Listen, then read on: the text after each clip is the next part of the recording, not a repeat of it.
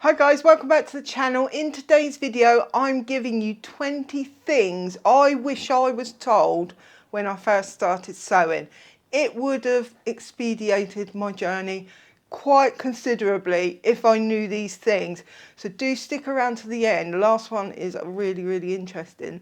So let's get into it. 20 is quite a lot, so I'm going to be looking on my phone. So if I look down, that is why. Just quickly, I've got a new phone cover. Do you like it? Try and get it in focus.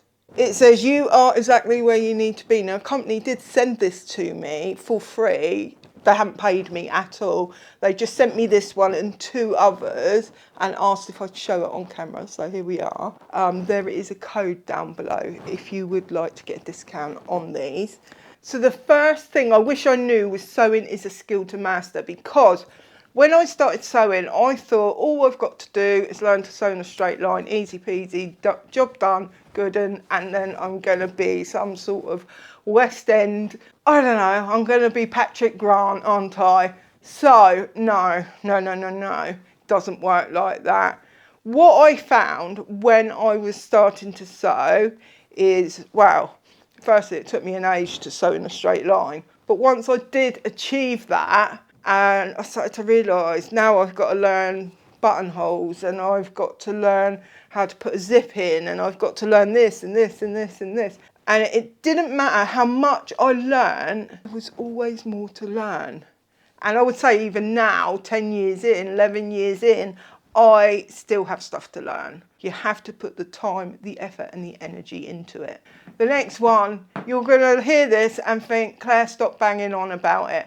But it's true. You do not need as many tools as you think you need. When we start to sew, we think we've got to have this tool and this tool. I blame social media because we see everyone else with their tools, don't we? And we're like, oh, that looks handy. Let's have some of that.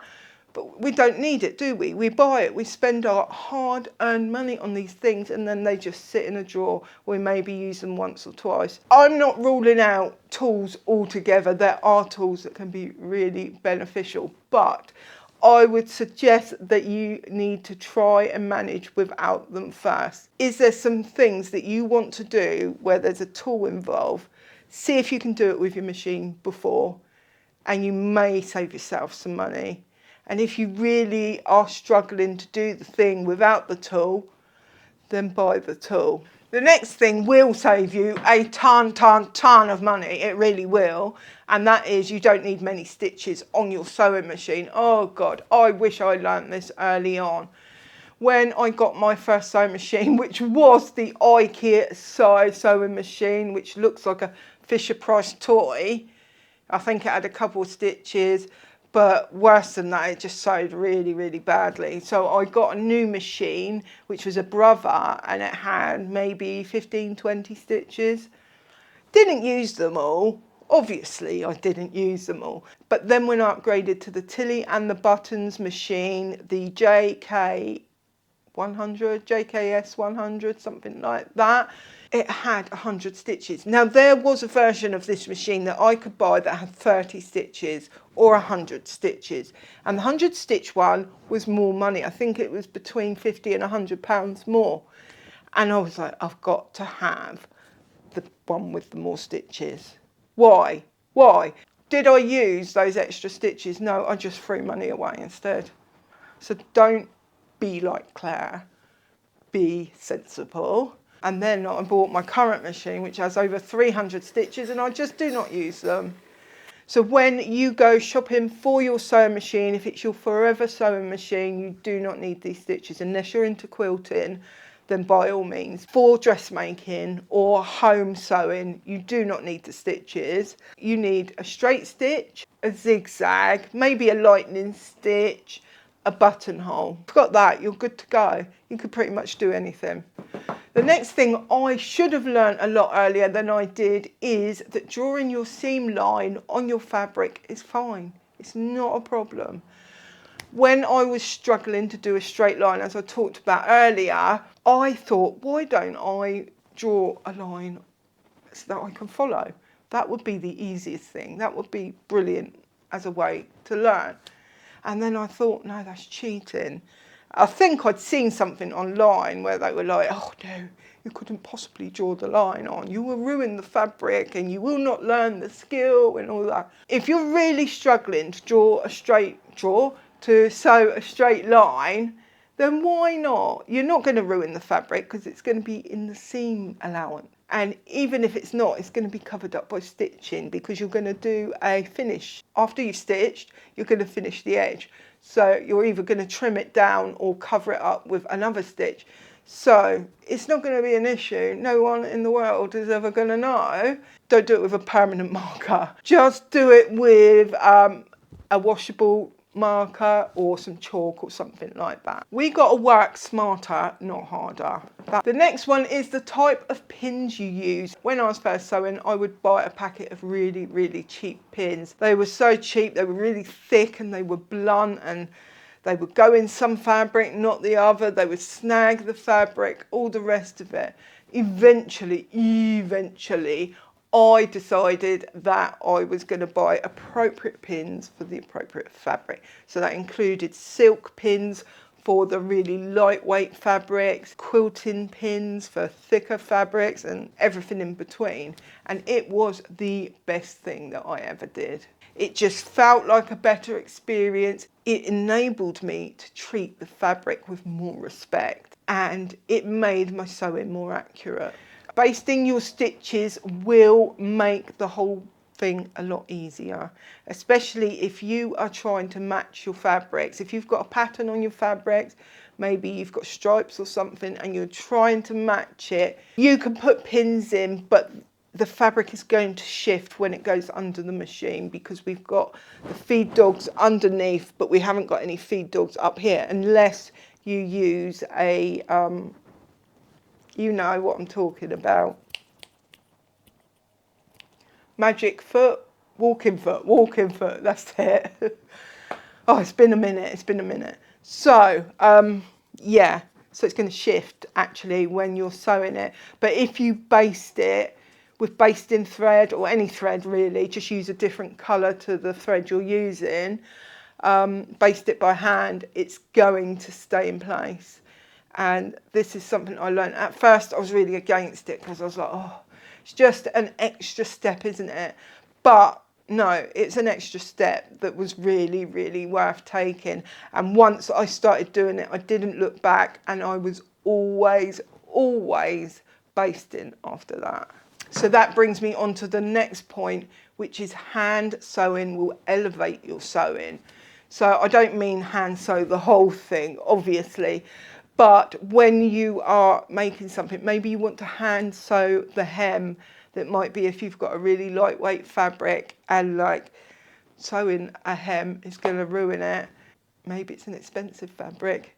Maybe you want a really elevated piece of clothing and you know you can do a better job if it's hand sewn. Now it does take work, and for me with Essential Tremor it was a nightmare and I avoided it as much as I could because I was always stabbing myself. But eventually, I think I had to do it for some reason. I just couldn't put it through the machine for some reason, and it was the best thing I did.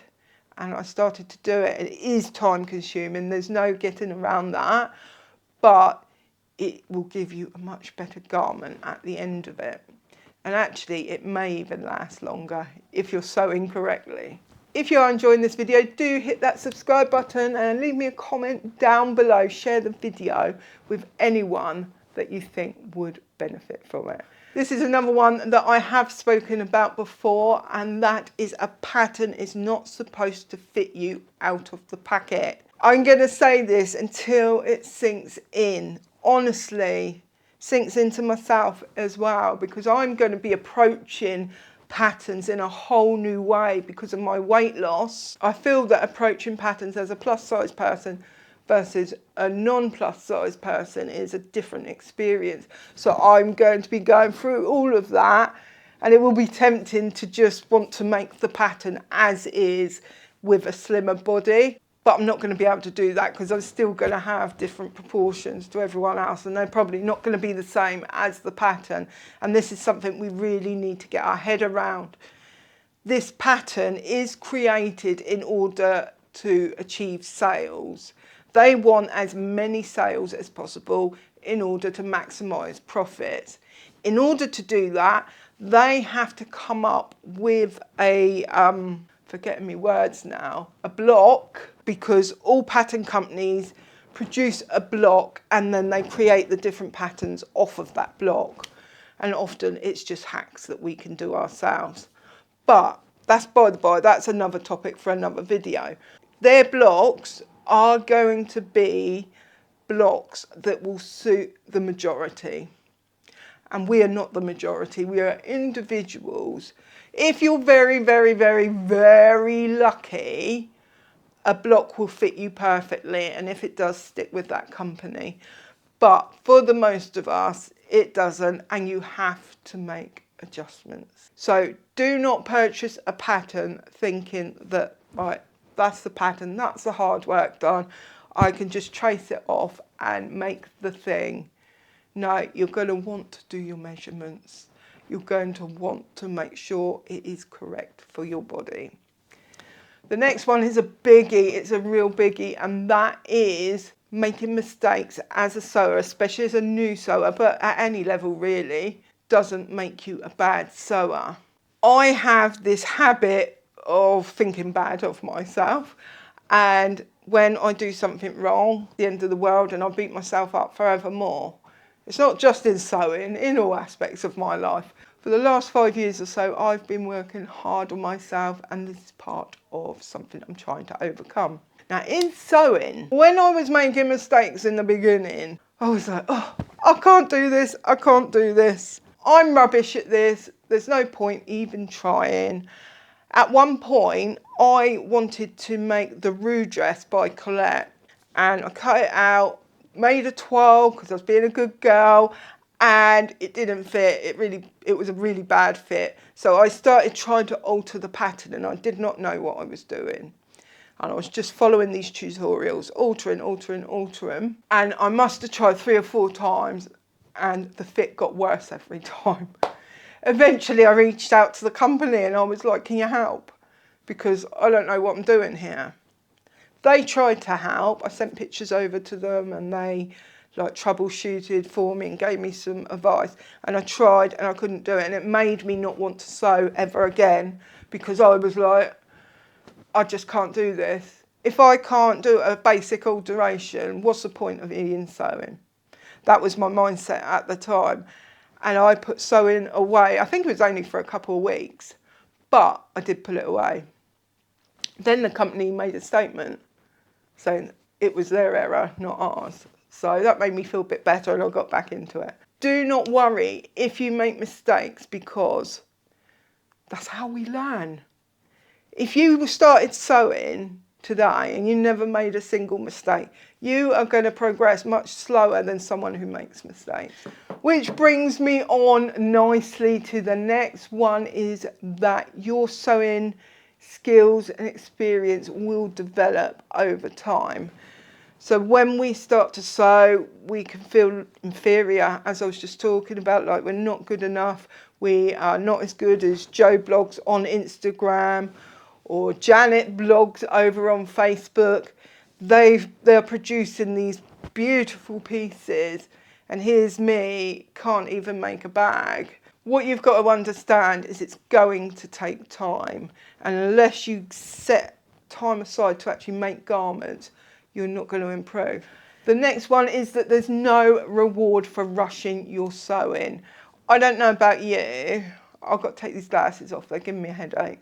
I don't know about you, but when I started to sew, I would feel really good about myself if I finished it in a timely manner.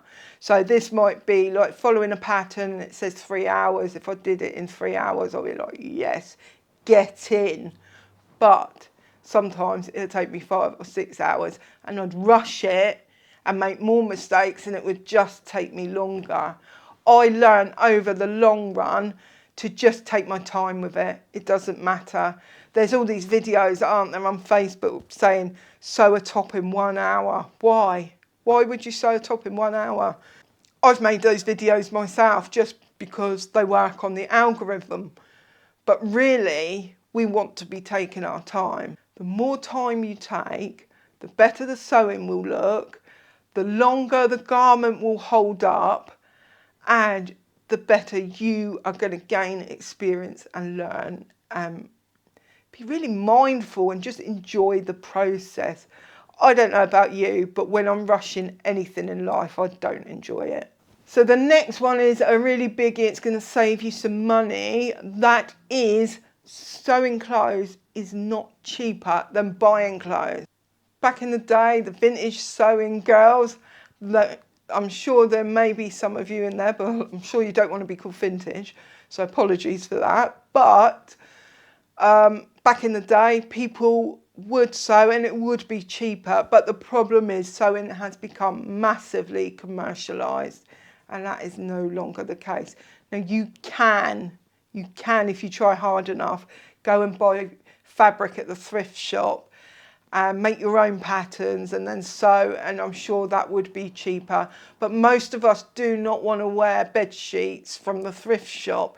Most of us want to buy luxury fabrics, and that costs a lot of money. For example, my sister was asking me to make her a top, and it was like £15 in the shop. It's going to be double that, if not more, for me to make that for you. You're better off just buying it in the shop. Before, I really felt that I needed to make everything, but I don't feel that way now. Once I get back to sewing, once I've moved, we will get back to sewing. But I'm going to be really selective about what I sew. It's not going to be every single piece of garment in my wardrobe. It's just going to be pieces that I really want to make and that I can enjoy the process. But they will not have to be cheaper than ready to wear, because there'll be special pieces. And I think that's what we've got to keep in mind. Do we want to sew because we're trying to save money, or do we want to sew because we want really bespoke pieces and we want to enjoy the process, enjoy our hobby? I think we need to ask ourselves those questions. If you're enjoying these, we've still got a few to go. But if you like the videos that I'm doing and you would like to support the channel a little bit further, do consider purchasing me a coffee. It is so helpful when you do that, because I don't earn much from these videos. Barely enough to make it worthwhile, if I'm honest, but I enjoy making them and I enjoy coming to see you. So if you want to, then please feel free. The link will be down below. It'll be in the description box and in the pinned comment. The next thing you need to understand is that pressing your seams will make your clothes look more professional. Now, this is something I avoided in the beginning because it was just another step and I was being lazy. So don't be me, don't be lazy. Press your seams. I'm not saying you need to sew a seam, press it, sew a seam, press it. No one's got time for that. But maybe sew a few seams until you come to a point where you've got to cross the seams, and then go and press what you've actually done. Then go back and continue sewing, vice versa. So the next one is using the correct needle will save you problems. Now, a while ago, I talked about needles and it turned out quite controversial. I was stating that you don't want to change your needles with every project. And some people were like, you must, you must, you must. Others were like, I don't either.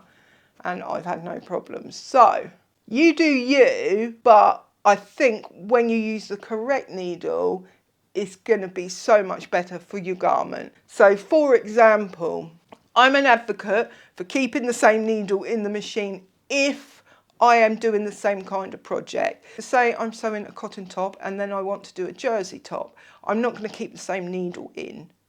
No, that would not make any sense. But you can put that needle aside, put it on a bit of fabric and mark the fabric to say what type of needle it is, so you can come back and use it again. Because otherwise it's just wasteful, in my opinion. But when you change your needles, you're just going to have a much better experience. The machine is not going to jam up, you're not going to have tension issues, or you might, but you're going to reduce the chances of tension issues. It's not going to snag your fabric, you're going to be able to sew much more efficiently. time-wise as well as fabric, because the last thing you want is to ruin the fabric and have to buy more. I covered the next one in that one, which was don't change your needles unnecessarily.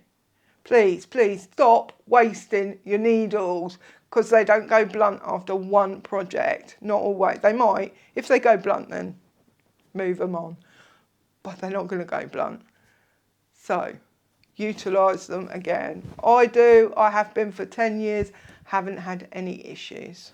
So the next thing I wish I learnt was that pre-washing your fabrics will save your tears later on. I promise you.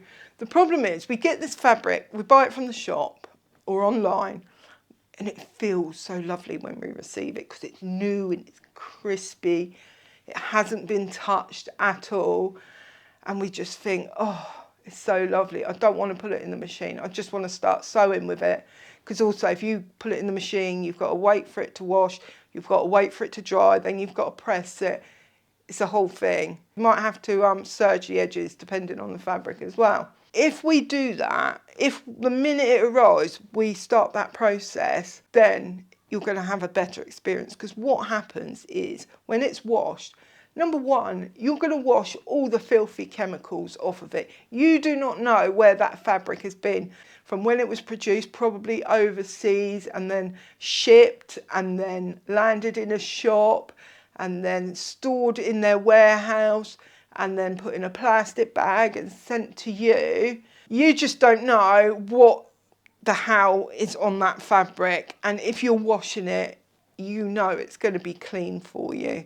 But also the bigger issue is that when you wash fabric, it can shrink. Up to 5 or 10% it can shrink. If you do not wash your fabric before and you just make a garment, you might make a dress, and then put it in the wash, it's going to shrink and no longer fit you. And you are going to cry big fat tears, promise you. So put it in the machine, shrink it before you use it, and then pop your uncle and you're going to be happy forevermore. But do read the care instructions for that fabric, because not all fabrics can go in the washing machine. I'm going to do a video at some point with my sewing toxic traits, the things that I don't do that I give advice that I should do.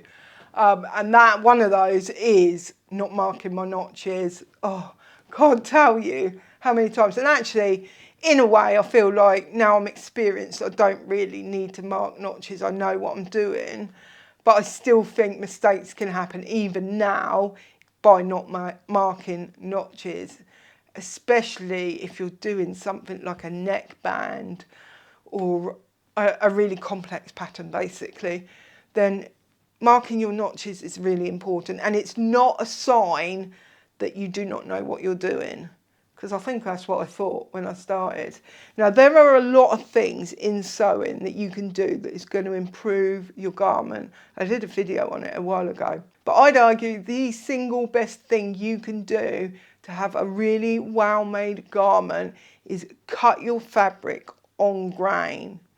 So, by that, I mean you need to find the grain of the fabric. And there's lots of ways you can do that. You can look that up if you need to know that. But if you then fold that fabric on grain, place your patterns on and cut your fabric on grain and follow the grain line on the patterns as well, your fabric is then, or your garment I should say, is then going to hang really, really nicely. If you do not bother with the grain line, when you're cutting fabric out, then it is going to show. Your garment is probably going to be a little bit warped. It's not going to sew correctly. Maybe the lengths will not sew correctly, because if there's any stretch, it's going to stretch out where they shouldn't be stretched. So the next thing is ignoring instructions will make your project harder than it needs to be. I am someone possibly with ADHD, not sure, but my mind flits everywhere. I do not have the time, the patience to sit there and read through instructions. Who wants to do that? It's so bloody boring, isn't it? But what would happen is I think I'd know what I was doing. Like, I've made 6 tops before. Oh, I can do this one without looking. And then it's got a different technique that you didn't know how to do. Or you just go ahead, sew what you think you need to sew. And then something happens and you're like, why don't these pieces match up? Then you go to the instructions and find out you should have done something 5 steps back. If you read the instructions before you start your project, ideally, you want to read through all the instructions as soon as you get the pattern, so you know what they are expecting of you. That's not to say that you have to follow the instructions, but you certainly have to read them so you know what they're doing or what they want from you. Then when you are sewing, read each step, because if you read each step, you've got the information, the knowledge of how they want you to create that garment.